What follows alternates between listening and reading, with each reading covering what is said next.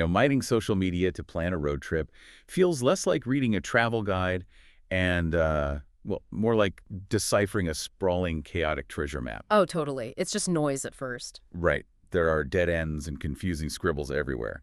But, if you look closely, you uncover these local secrets that algorithms and polished travel blogs completely miss. Welcome to today's deep dive. We are tearing into this massive viral comment thread all about driving through the Pacific Northwest. Yeah, and our mission for you today is to basically cut through all that noise. We are pulling out the absolute best hidden gems, the crucial warnings you really need to hear, and, the actual survival tips for a 10 to 12-day run through Oregon and Washington. Okay, so let's unpack this, because digging through these comments, I kept thinking of these stops like a restaurant's secret menu. Oh, I like that analogy. Yeah, like if you just search for top tourist spots, you end up shoulder to shoulder with crowds. But this thread completely bypasses that.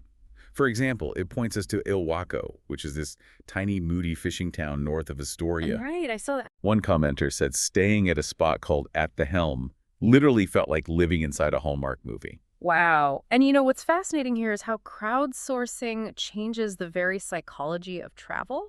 The thread just straight up ignores SEO-optimized tourist traps. Thank goodness. Seriously, Yeah. it highlights these hyper-local experiences. Like, people are practically demanding you detour to the Umpqua Hot Springs. Yes, or mapping out a specific stop at Camp 18 just for their giant cinnamon rolls. Exactly. I mean, these recommendations resonate because they provide a genuine aha moment, right? It rewards you for stepping off that heavily commercialized conveyor belt. Right, but you can't enjoy that secret menu if you get locked out of the restaurant. The Right. thread is packed with these intense reality checks. Oh, absolutely. The warnings are crucial. Take Crater Lake.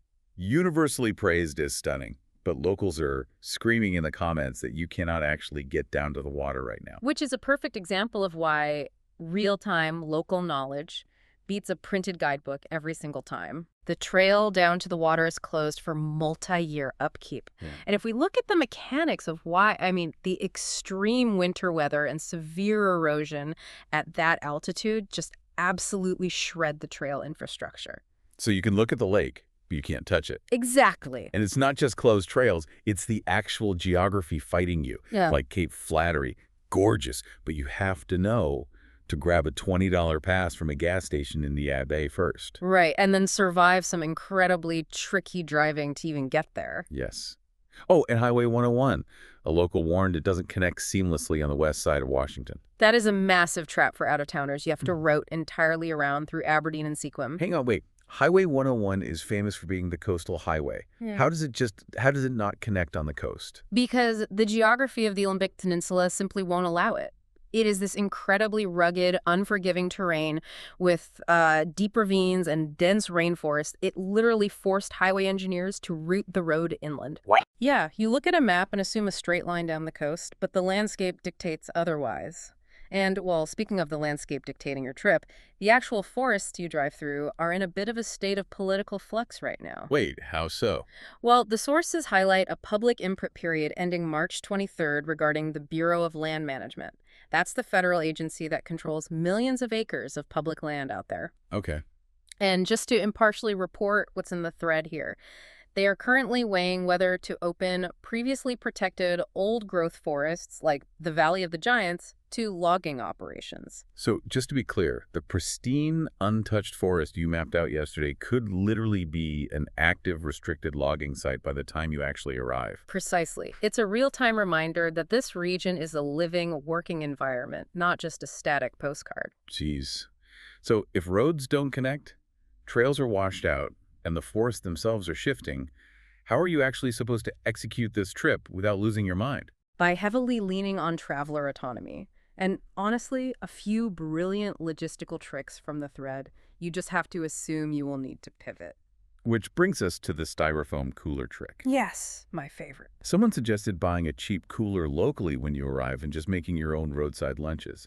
At first I thought, sure, standard budget tip, but it's actually a survival mechanism, isn't it? It absolutely is. In the Pacific Northwest, the distances between towns can be massive. You are driving through literal food deserts. Yeah, that's a good point. If you wait until you are hungry to find a restaurant, you might be 2 hours away from a kitchen. The cooler saves you money, sure, but more importantly, it buys you time and independence.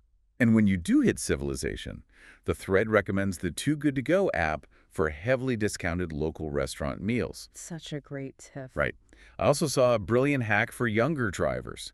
If you're under 25, renting a car usually triggers massive fees, but leveraging a AAA membership can actually waive those age-related costs. The overarching lesson here is really just to use your tools, whether it's AllTrails for hiking, Apple Maps for routing, or AAA for rentals, but you have to let spontaneity rule the day. Yeah, totally. The crowdsourced consensus is clear. Treat your itinerary as a rough draft, not a binding contract.